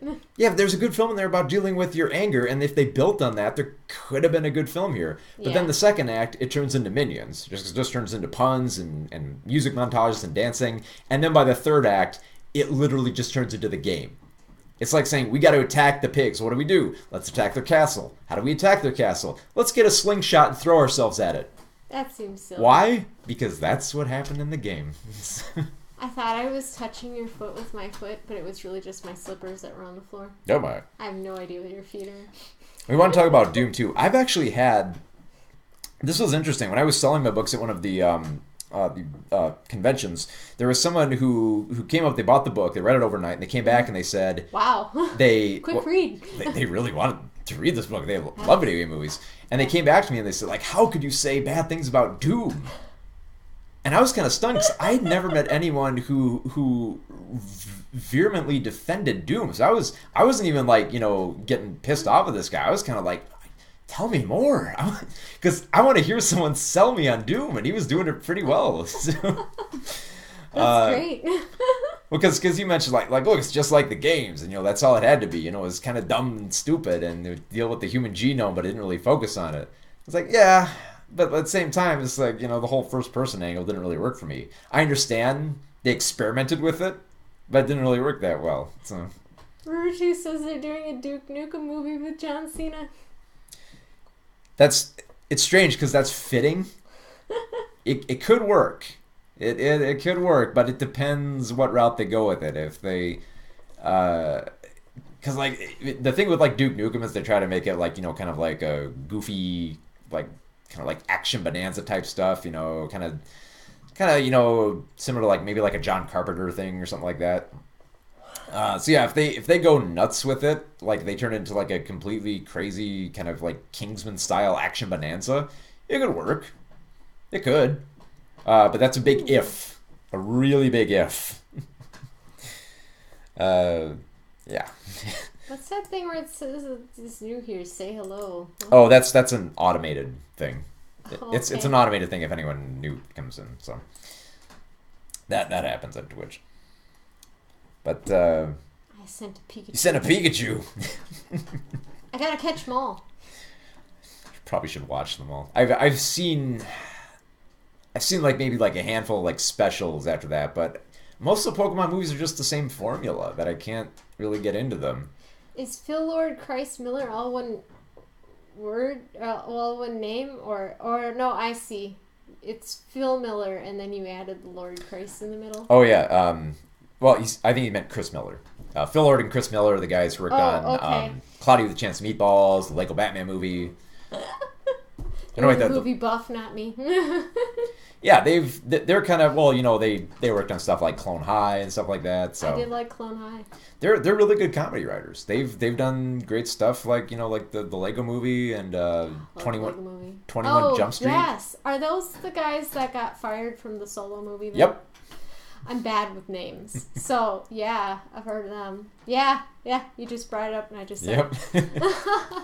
So that Yeah, that could maybe work. So what kind of steaming dumpster fire do you think the Solo movie is going to be? It could work.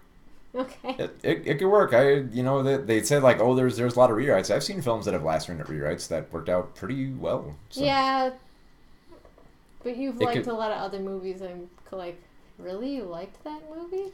I'll save judgment. They at least picked a director who I think could salvage it. Ron Howard, yeah. Ron Howard's pretty. He's seasoned. Yes. He can make stuff work. So if they go to him, he's Richie Cunningham. He's Richie Cunningham. Of course, Richie's gonna make him. Come on, Richie. Hey. Come on, Richie. Bring home the Star Wars film. Come on. Give us a big badass Solo film. As long as they don't do what happened with the Justice League movie, or from what I hear, it's kind of, you can tell which parts are Joss Whedon, which parts are Zack Snyder. Are those the names? Yep. I got the right people. The clash of Zack Snyder's brooding and Joss Whedon's fun superhero film. So. And CGI mustache. I almost kind of had faith because maybe if they swirled, there could be a happy medium in between there. But it just ended up kind of being like more of like a patch job. I mean, it's a decent patch job. I think it honestly saved the film from being as terrible as it could have been. Yeah. Because full on Zack Snyder. Ugh. Yeah, because a lot of people are like, oh man, they went for Whedon quip scenes, but like a lot of those Whedon scenes actually work. Yeah. They make the film work because, like, I swear, like, that scene at the end where they have, like, that comparative scene where Flash saves an entire truck full of people, and then he looks in the distance and Superman is saving a whole building full of people to, like, show him off there. It's like, okay, that's cute. Yeah. That's what I want to see in a Justice League film. I do like Zack Snyder. He made Watchmen, right? Yep. Yep, I liked Watchmen. I did not actually, honestly, see the Justice League movie because these days I don't see movies if you come home and give me a lukewarm review of them. I'll say it's worth a look. Don't go out of your way to see it. No, I'll watch it if it's on Netflix or if it's, really easy to watch, like, streaming service kind of. Yeah. Which is how I normally watch things now. But then it also needs to be perfect conditions at home to be able to watch it as well. WB screwed the DCEU? Yeah, probably. I don't know. Well, they're not doing well, so. Well, the DCEU hasn't been solidified. Yeah. At this point, that's the problem, is they're not sure the direction they want to go with it. See, I think the problem with the DCU, they set out to make a cinematic universe, and they shouldn't have done it that way. They should have made solid films and then started to connect them, while they were making solid films. Yeah. And then you make your Justice League movie. Yeah. But they didn't want to wait. That's the problem. Good things come to those who wait. And then also, if it didn't work out, then they wouldn't have all these other films on the roster that would flop, Yeah. I mean, you can't set it all up. It's like what happened with cinematic monster movie. Oh, the Dark Universe. Yeah, that thing. Even Kurtzman jumped off that. You can't set it up from the start. Oh, it's going to be this series of movie, because you need to get people on board first. Yeah. You need to make the good movies prove that you're going to be good. Yeah, don't do this. Count your chickens with this kind of stuff, Exactly. I mean, that's a lot of money to be thrown around. If you can do a sequel and you want to set up this universe, fine, but you gotta make it work first before you can do that. You've got to consider that sequel fatigue and.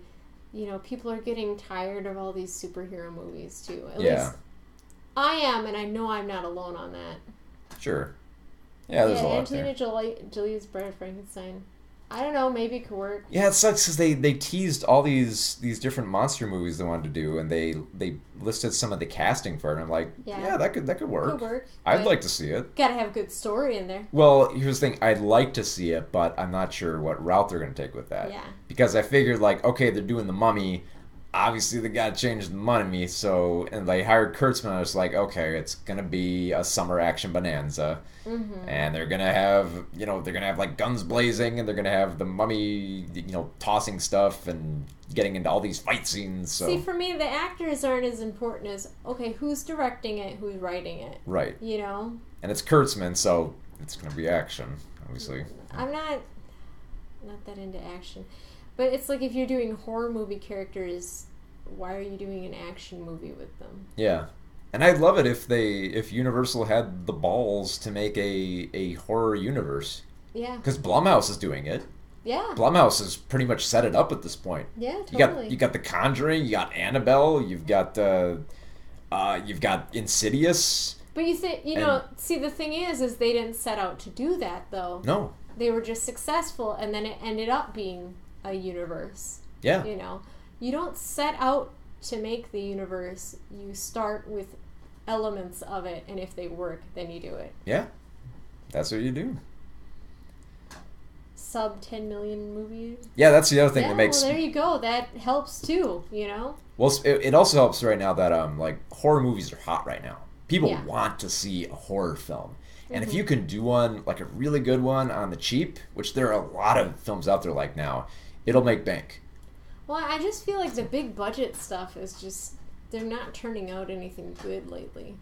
I think it's mostly just kind of like a mess of executive decisions. Yeah, because when you have that much money on the line, they're afraid of losing all that money. Right. And then so they get more involvement but while they do that, they destroy the film. Yeah. And I mean, that's the only reason that the Marvel Cinematic Universe is still around as much as it is because when they bring in these writers and directors, they let them have at it. Yeah. You've got to be willing to take risks. Oh, yeah. And there's a lot of films in Marvel Cinematic Universe that are considered big risks.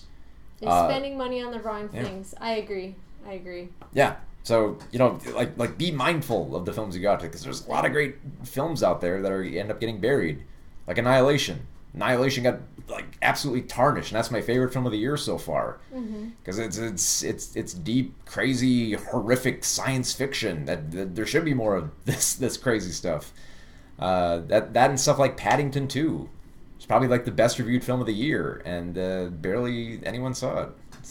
You and our kids saw it. I know, and everyone who's seen it loves this film.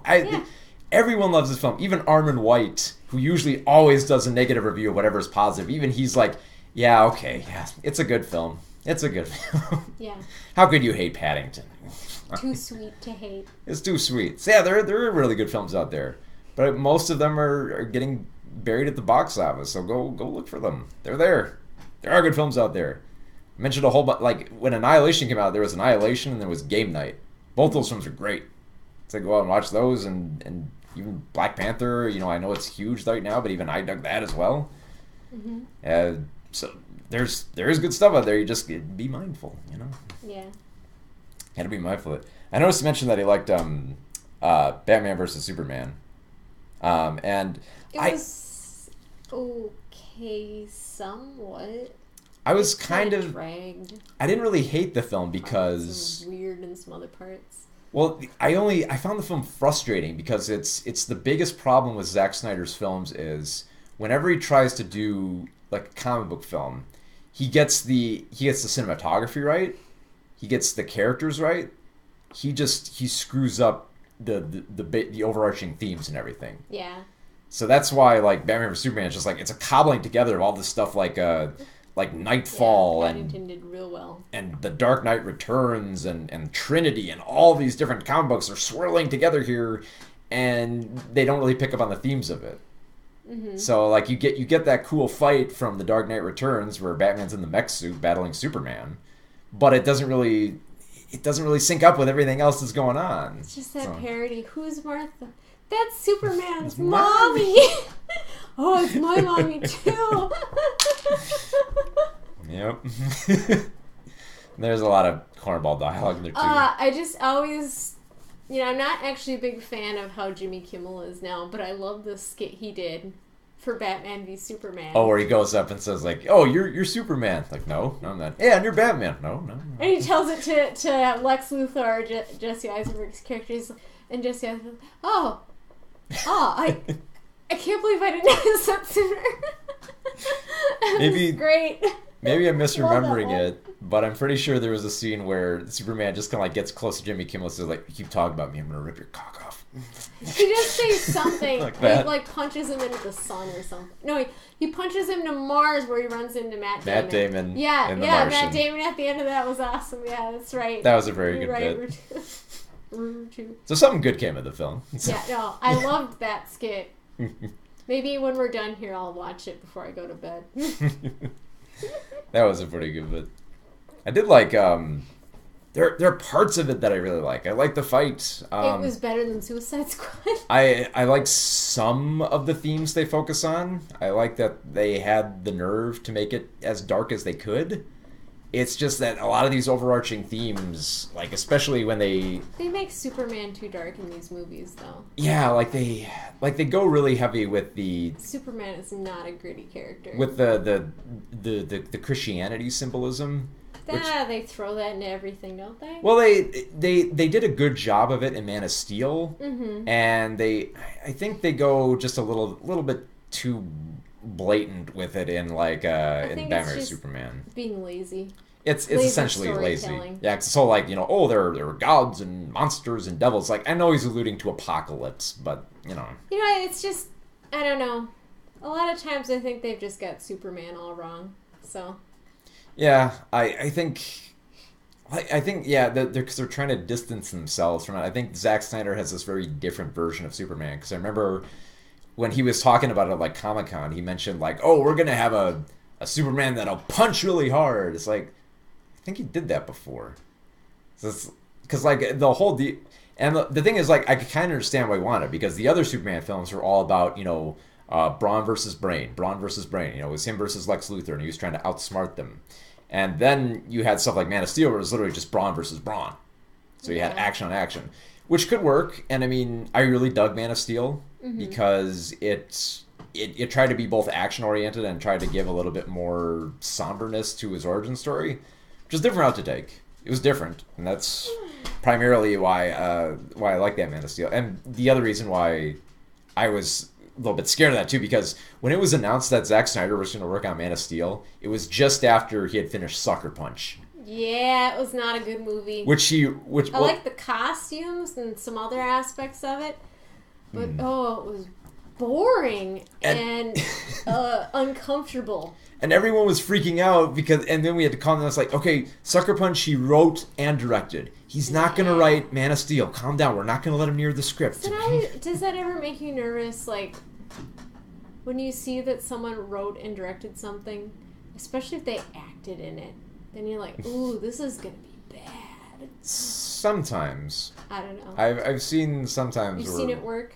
Yeah, I've seen it work sometimes where directors can make stuff work better. I mean, especially with some of the video game directors who have worked on other stuff that have made kind of like lackluster films. They can be brought on to some action films to make them work. Like, I mean, the director of Mortal Kombat did a great job. I mean, he's done like some really, really bizarre kind of like, like kind of immature action films.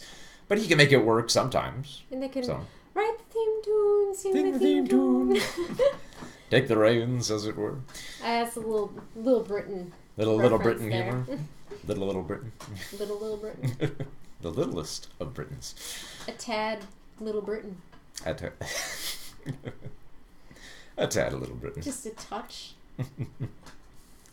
I'm trying to think of some other more recent video game films. Most stuff I remember is from I was trying to think of like stuff from like the 90s, like Double Dragon. It's kind of laughable. Actually, I did kind of... 90s was the time for the bad video game movie. Well, that was when they were first starting out. They didn't know what they were doing. I did like the fact that how in Double Dragon, they were attacked by goons that were of all different manner. It looked like the goons that were chasing the heroes. It looked like some of them were like preparatory students. Some of them were clowns. I think one of them was a baker. And then there was one of them that was a postman. Oh, I'm so super tired. I'm sorry. I think we need to wrap this up there. now. Sorry. All right. Well, think we went on pretty long there. So yeah, we went on longer than Mark was intending to. So yeah, talked a little bit more there. So yeah, you can read. Joining us. You can read the full review of Tomb Raider on my website, movieswithmark.com. You can also find my book there as well, Pixels Premiere, A History of Video Game Movies. And you can read more of my reviews at moviespoon.com and tootsiesgeek.com. And you can find my wife on Instagram and her Twitch account. At Vision Goo. At Vision Goo. Mm-hmm. Okay, thank you for joining us. Thank you for joining. We'll see you next week for Pacific Rim Uprising.